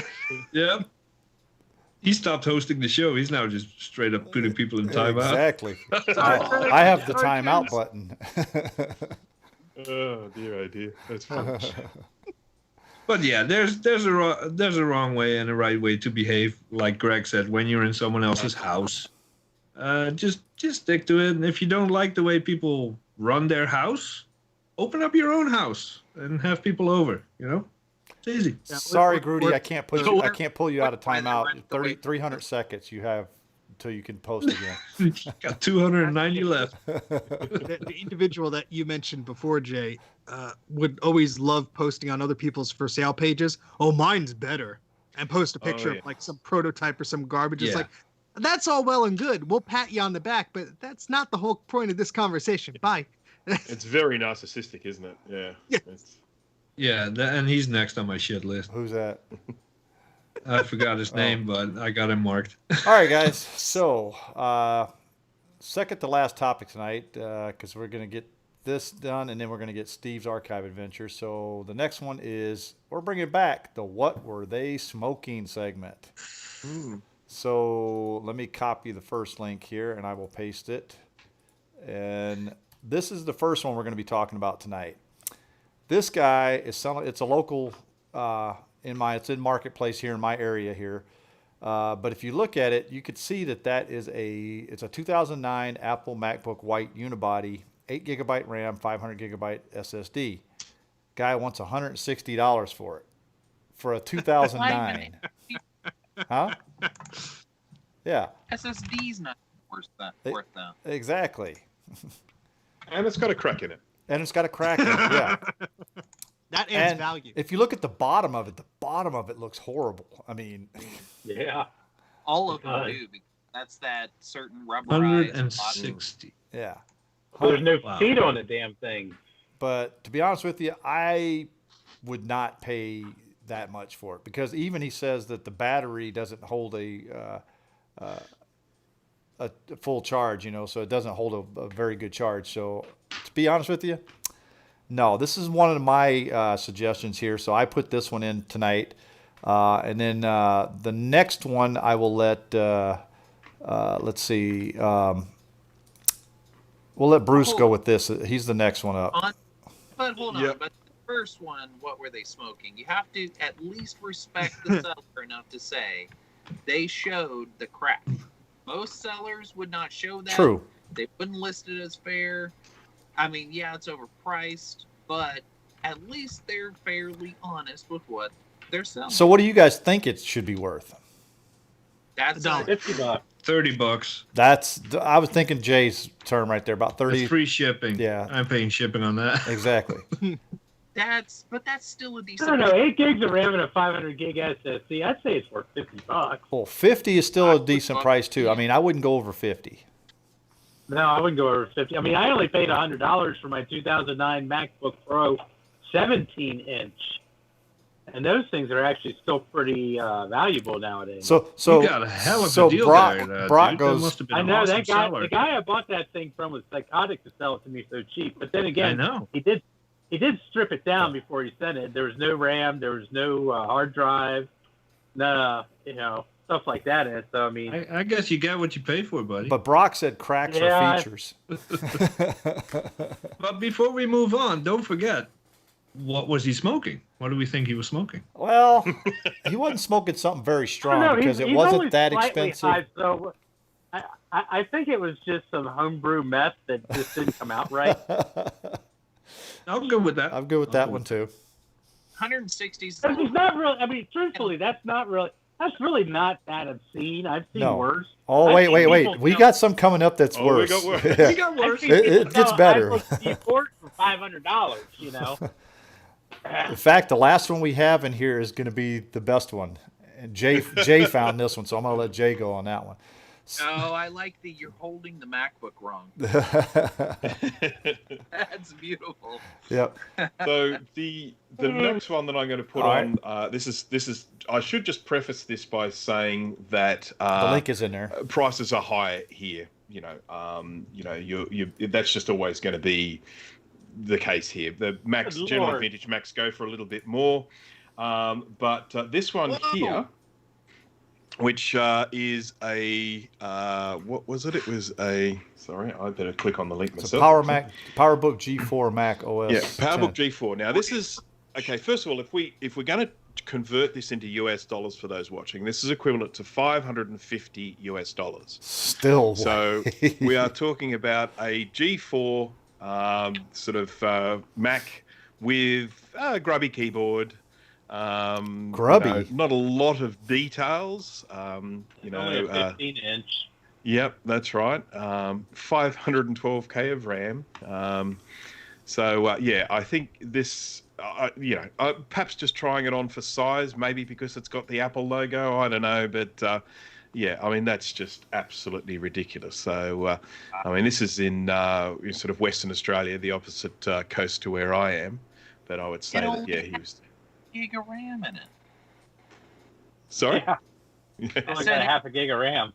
Yep, that's right. I wouldn't pay $10 for that. No, that's nor would I.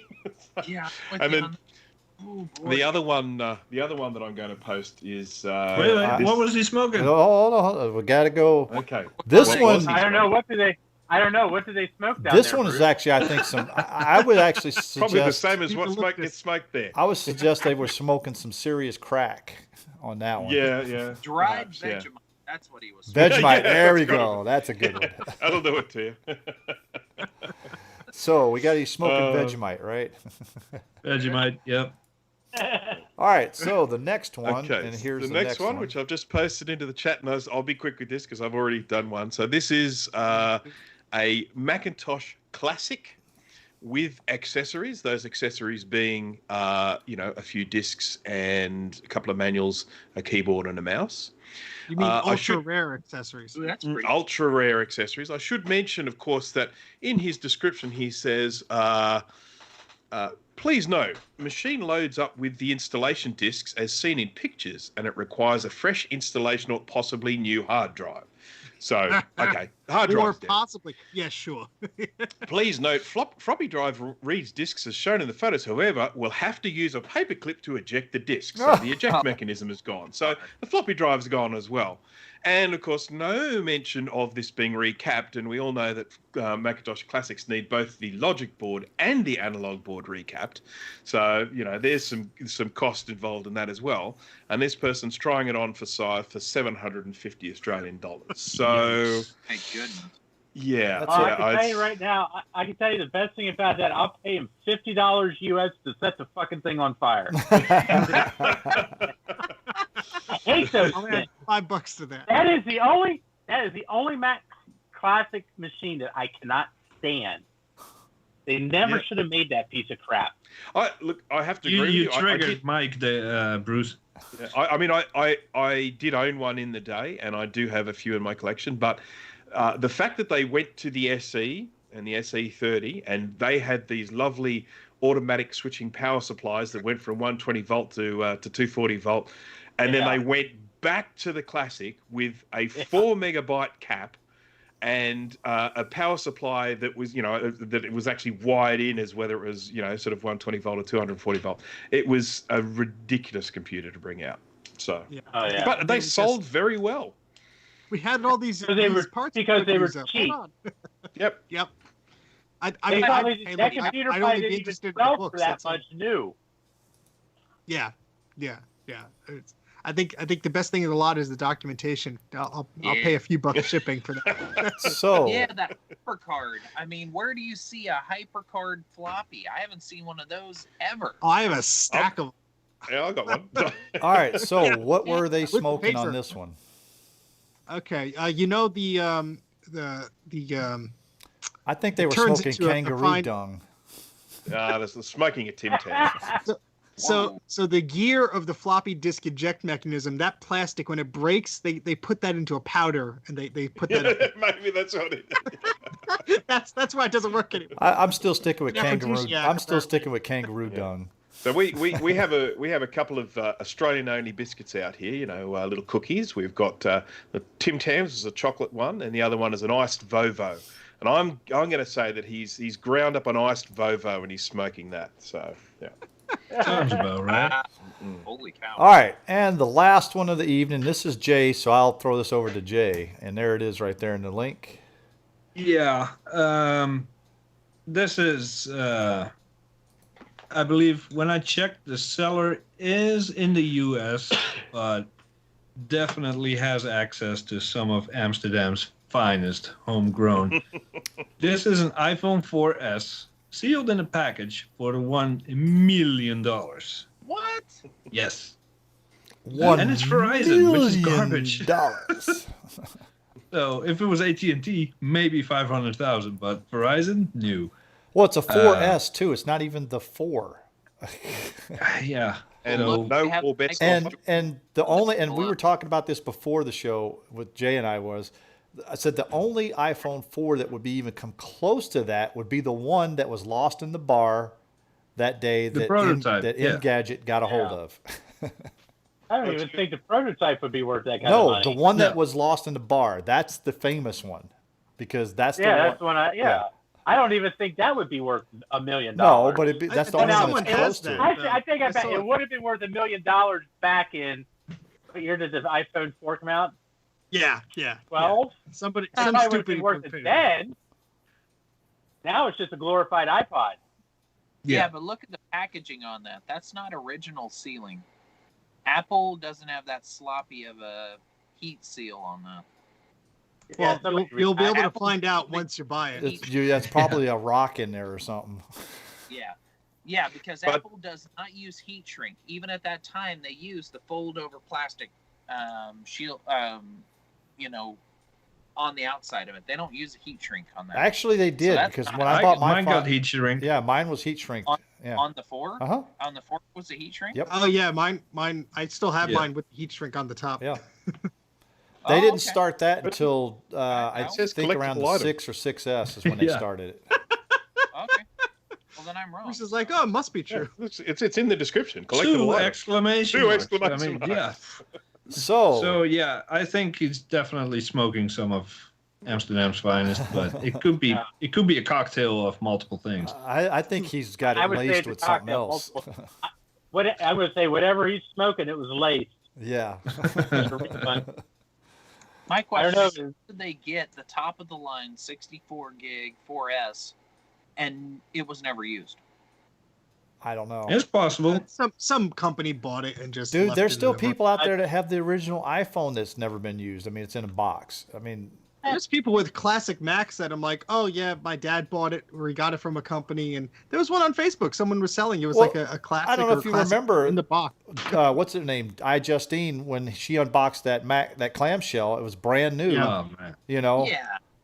Don't get me upset. No, that no. was a waste of an unboxing. I know. right there. It was, but I'm still saying that It would people. have been a puddle of jewel on the bottom of my feet if I unboxed that thing. Yeah.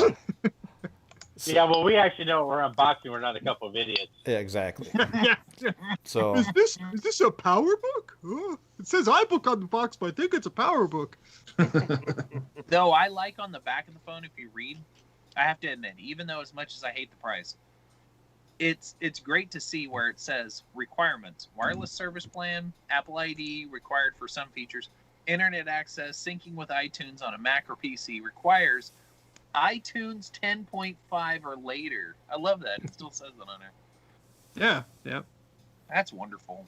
I mean, that's nice. I don't mind looking at that, but I'm gonna window shop and just laugh at them. Come on, it could be yours for $1 million. Yeah, Low price. collectible item.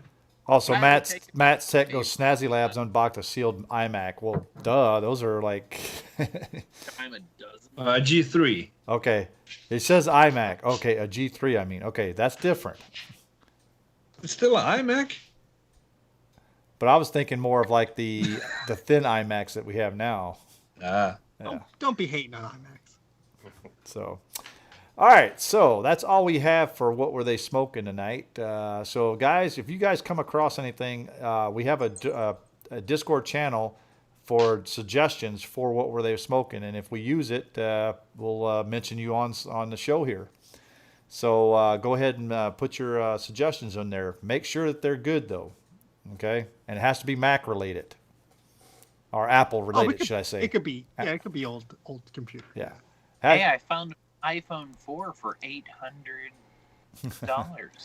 That's a steal. Get it. Compared to the $1 million. yeah. The other one is $1 million. Then I'm going to ask Yeah, you, grab it. Rocky. Grab it. $799 more than it's Okay. worth.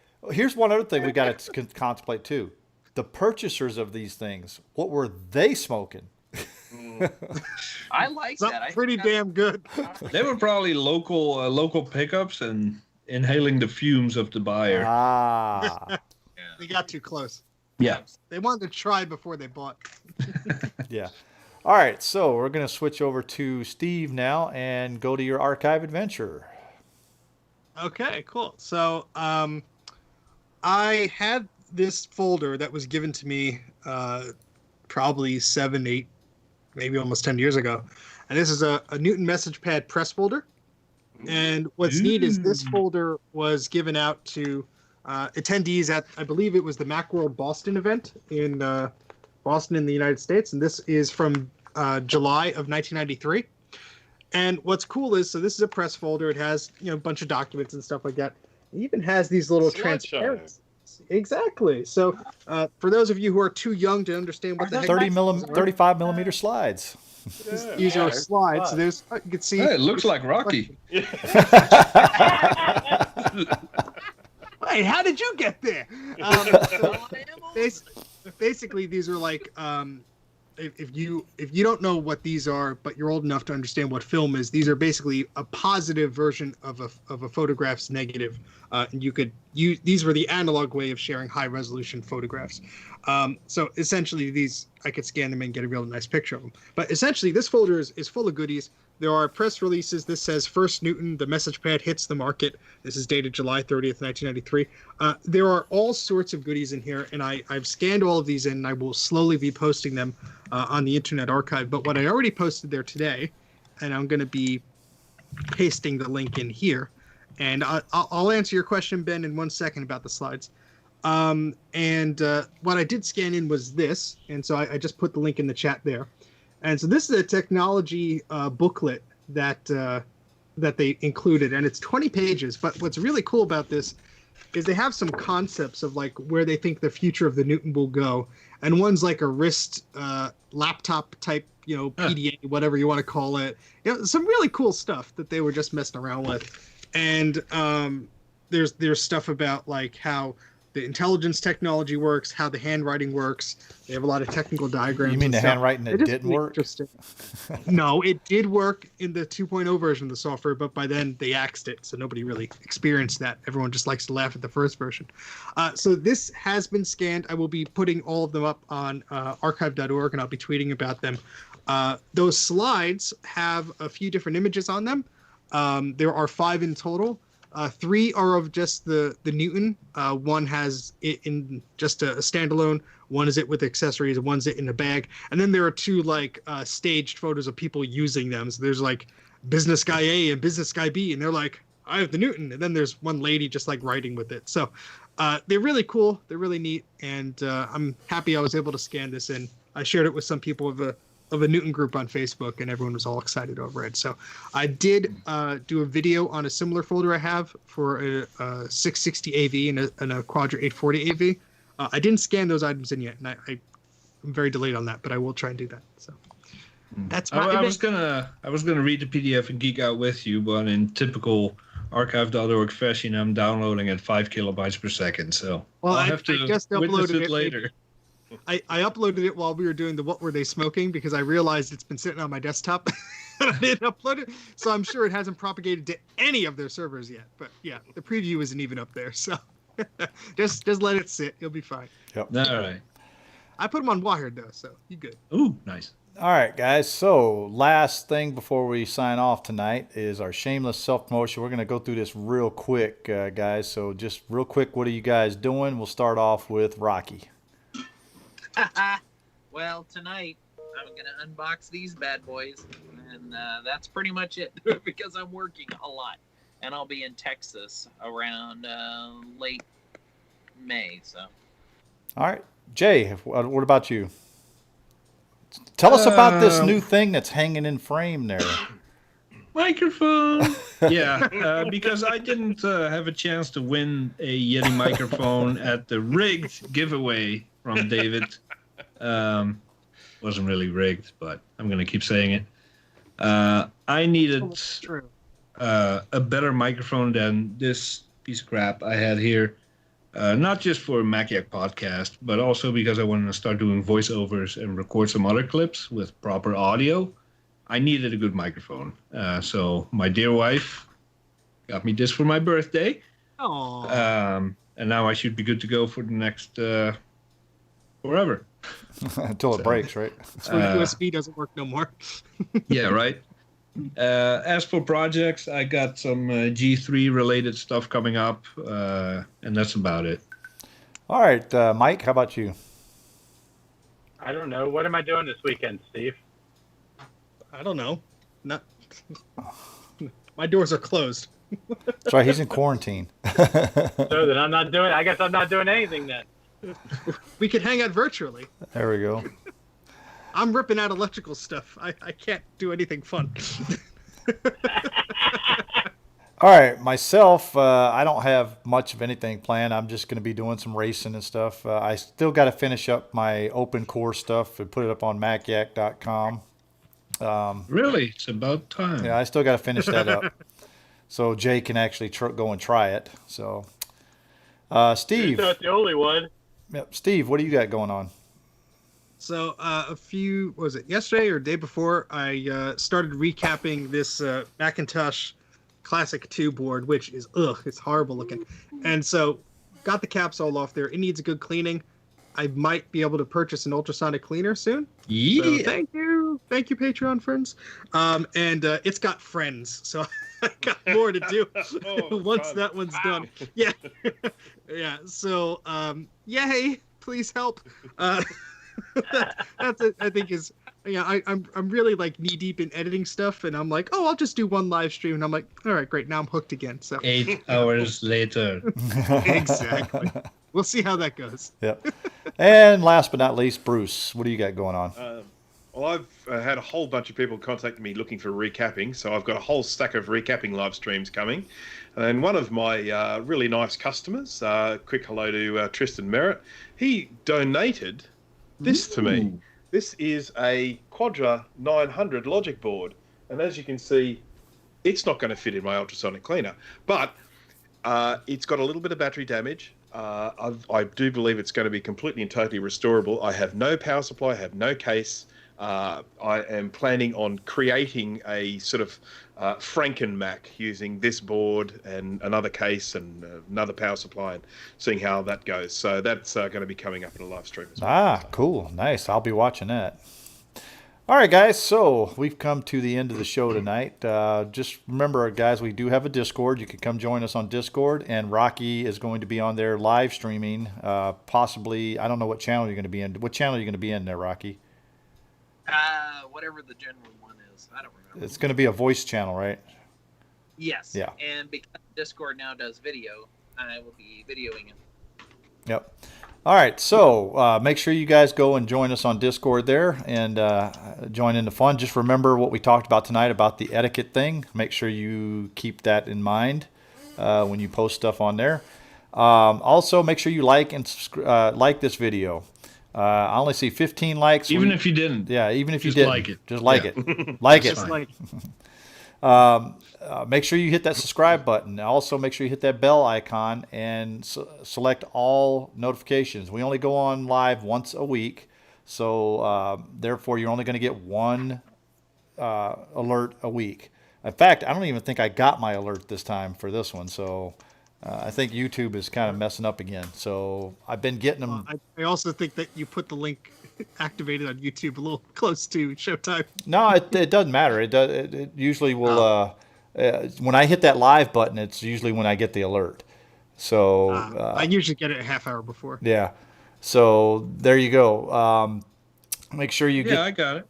Oh, did you get it? See, people I said didn't they get got it. So, anyways, I just pay attention to the Twitter one because everyone else should as well. yeah. Ooh. So make sure you guys do that. Also, remember we still have the giveaway going to 1,000 subscribers. Make sure you guys go out and share the number 69, Maciac number 69, to all your friends. Make sure you tell them, hey, come and subscribe to these guys. We're pretty cool. Okay.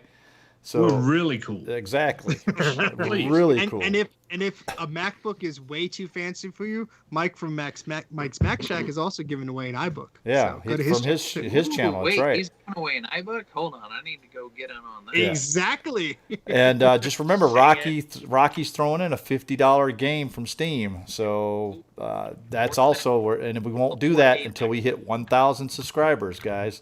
So we're getting close, but we need to get that subscriber count boosted up. So Deadline tomorrow at midnight. yeah, Try that. yeah. So we want to get that up there. So make sure you guys do that. I think that's about it for tonight. If you guys got anything more, No, that about wraps it up. Steve and Bruce are both going to be live streaming for the next 12 hours, so make sure you tune in for that. Yep. And Rocky, of course, is unboxing his Mac Minis on. So the next 24 hours are full of streams, and you should just clear your calendar. Yep. Yeah. Yeah. All right, guys. So Not like we'll see you. anywhere else to be. It's been a good show. We actually went way over our hour and a half. So A little bit. yeah, just a little bit. So guys, take care, and we'll see you next week. See ya. Bye.